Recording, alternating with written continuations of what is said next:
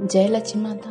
आप सभी लोग कैसे हैं? हमको आशा है कि हमारी माता रानी की कृपा से, हमारे शिव जी की कृपा से आप सभी लोग अच्छे ही होंगे। आज मैं धन्वंतरि की व्रत कथा सुनाने जा रही हूँ। जो इस धनतेरस की कथा को श्रवण करता है उसके घर में लक्ष्मी जी सदैव निवास करती हैं। ये लक्ष्मी जी का पर्व है। 5 दिनों तक ये लक्ष्मी जी की पूजा चलती रहती है और कार्तिक मास का कृष्ण पक्ष त्रयोदशी से यह पूजा शुरू हो जाती है। तो आज का दिन बहुत शुभ है, धनतेरस का दिन है। जो लोग विश्वास से लक्ष्मी जी की पूजा करते हैं, धनवंतरि जी की पूजा करते हैं, कुबेर जी की पूजा करते हैं, तो उसके घर में धन्य धान भराए रहता है। तो आज के दिन लक्ष्मी माता का पादुका चूर्ण खरीद के लाना चाहिए। जिसके घर में श्री यंत्र है लक्ष्मी जी का, तो उसे धो के साफ करके पूजा करनी चाहिए। धन्वंतरि जी का श्री यंत्र है तो उसे धो के साफ करके पूजा करनी चाहिए। नहीं है तो आज के दिन आप ये तांबे का आप खरीद के ला सकते हैं। तो आप यदि आपके घर में है तो अति उत्तम है, नहीं है तो आप ला सकते हैं। चांदी सोने का महत्व ही है कि आज के दिन चांदी सोने आभूषण खरीदा जाता है। इस दिन लोहे की चीजें नहीं खरीदी जाती है और जो धारदार चीजें होती हैं वो नहीं खरीदी जाती है। जो काली चीजें हैं, वो काले कपड़े हैं, काले बर्तन हैं, नहीं खरीदे जाते हैं, नहीं खरीदते हैं। इस दिन पीतल, तांबा, सोना, चांदी का महत्व है। तो इस दिन यही चीजें खरीद सकते हैं। चरण पादुका माता का ला सकते हैं। गोला, रुई, बत्ती, रोली, मोली, घी, शहद, अक्षत, केसर, फूल ताजा, ये सब चीजें सब ला के एकत्रित कर लीजिए। एक कमल का फूल मिल जाए तो अति उत्तम है, लक्ष्मी जी को चढ़ा दीजिएगा। नहीं मिले तो भी कोई बात नहीं है। और यदि आप हमारे चैनल पे नए हैं तो कृपया करके सब्सक्राइब करिए, लाइक करिए। कथा क्या है और कुछ उपाय आपको बताने जा रही हूँ। यदि उस उपाय को आप करें तो होंगे तो आपके घर में धन्य धान की कभी कमी नहीं होगी। आज धनतेरस का दिन है तो पहला उपाय है कि एक गंगा जल ले लीजिए, उसको कटोरी में चाहे एक लोटिया में रख लीजिए। जो छोटा ही होना चाहिए, थोड़ा ही होना चाहिए, जल इतना ही होना चाहिए कि आपके घर में यूज हो सके। आप एक उसमें चांदी का सिक्का डाल लीजिए। चांदी का नहीं है तो 1 रुपया डाल लीजिएगा उसमें। फिर उसके बाद में वो रात भर धन्वंतरि जी के सामने रख दीजिएगा।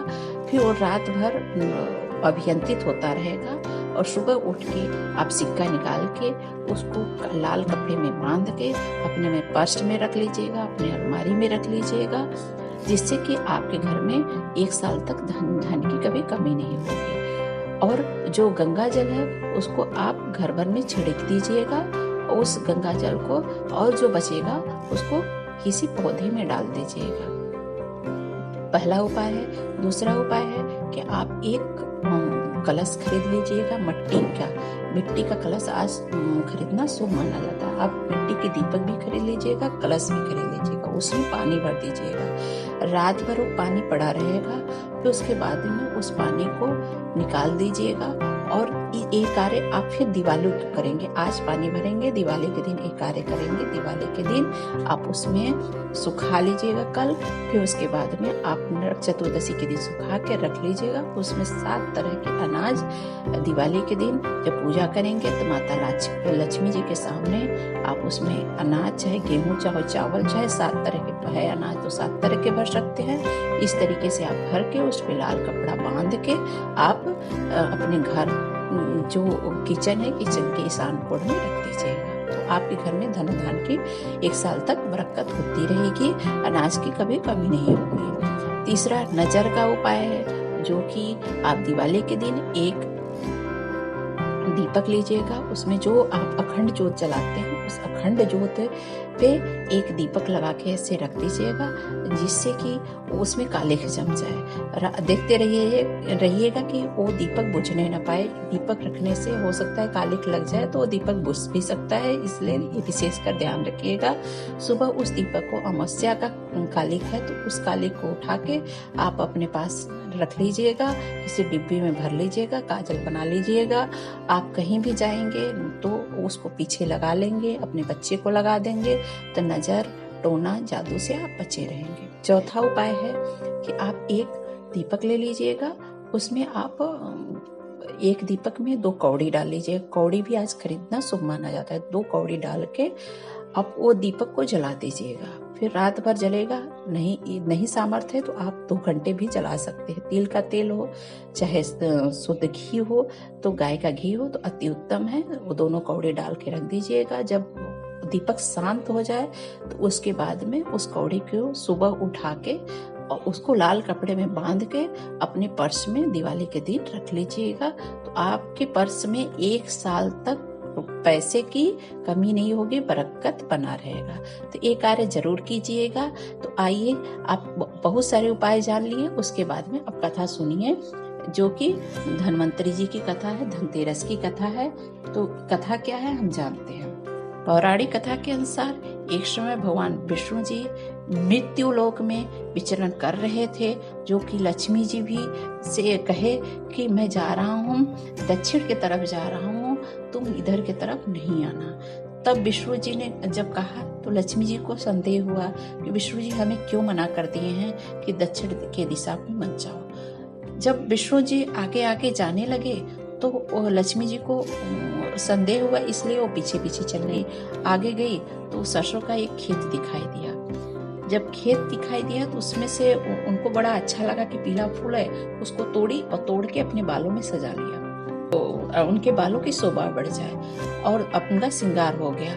आगे चली तो एक गन्ने का पेड़ दिखा, तो एक गन्ने का पेड़ से उन्हें एक गन्ने निकाल के उसे चूसने लगे, खाने लगे। गन्ना यानी कि जो गांव में ऊख बोलते हैं, उसी क्षण विष्णु जी देख लिए पीछे मुड़ के और कहा, नाराज हो गए विष्णु जी और कहे कि तो तुमने मेरे पीछे आई हो और उसका गन्ना चुरा के, यह गन्ना वो मालिक नहीं है यहाँ पे, इसलिए तुमने आज के दिन गन्ना चुराई हो।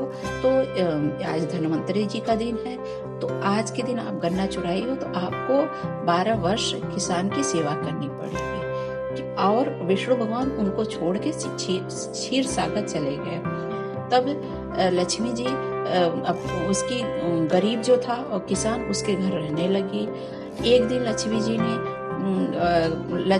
उस किसान की पत्नी से कहा, तो स्नान करके तुम आओ और बनाई हुई चीजें का लक्ष्मी जी का पूजन करो, फिर तब तुम लोग जो मांगोगे वही मिलेगा। किसान की पत्नी ने ऐसा ही किया और जब वो लौट के आई तो धन रत्न स्वर्ण से भर गया, घर पूरा भर गया। लक्ष्मी ने किसान को धन धान से भरपूर कर दिया। 12 वर्ष बाद आनंद से बीत गया। 12 वर्ष के बाद लक्ष्मी जाने के लिए तैयार हो गए। विष्णु जी लक्ष्मी जी को ले जाने के लिए तैयार हो गए। किसान उन्हें भेजने से इनकार करने लगा कि यह तो मैं लाया हूँ, इस लक्ष्मी जी को तो मैं लाया हूँ, मेरी बेटी है, नहीं जाएगी। तब भगवान ने किसान के अनुरोध करने पर कहा कि ये तो चंचला है, तो लक्ष्मी है, किसी के यहाँ ठहरती थोड़ी नहीं है। जब इच्छा होता है तो किसी के यहाँ रहती है, जब इच्छा है तो चली जाती है। आपके ये गन्ने ली थी, इसलिए आपके यहाँ 12 वर्ष तक इन्होंने सेवा किया। किसान हट करने लगा और कहा कि नहीं, चरण पकड़ लिया लक्ष्मी माता का, कहा कि मैं जाने नहीं दूंगा। जब से ये कन्या मेरे घर में आई है तब से हमारे घर में हमारा गरीबी दूर हो गया है और धन्य धान की कमी नहीं है। तब लक्ष्मी जी ने कहा कि हे किसान, तूने मुझे रोकना चाहती हो तो मैं जैसा कहती हूँ वैसा ही करना। कल धनतेरस है, तुम कल के दिन घर को लीप पोत करके स्वच्छ करना, रात्रि में घी का दीपक जलाना, सायंकाल को पूजन करना, एक तांबे के कलश में रुपए भर के मेरे लिए रखना, अब मैं कलश में निवास करूंगी, किंतु पूजा के समय मैं दिखाई नहीं दूंगी। इस एक दिन है जो लोग इस दिन घर को सजाते हैं और दीपक जलाते हैं मेरे लिए, उसके घर में मैं सदैव निवास करूंगी। अगले दिन धनतेरस थी, किसान ने वैसा ही किया, उसके घर में धन्य धान संपूर्ण हो गया। तो इसी कथा की वजह से, इसी कथा के माध्यम से सब लोग आज के दिन धनतेरस की पूजा करते हैं। तभी से प्रचलित हो गया कि जो लोग धनतेरस के दिन दीपक जलाएंगे माता रानी के लिए, जो लोग धन पे दीपक जलाएंगे, जिसके पास पैसे हो तो कलश भर के रखिएगा, तो उसके घर में जो कलश भर के रखेगा पानी जल, उसके घर में लक्ष्मी सदैव निवास करेंगी। जय माता दी, जय लक्ष्मी माता।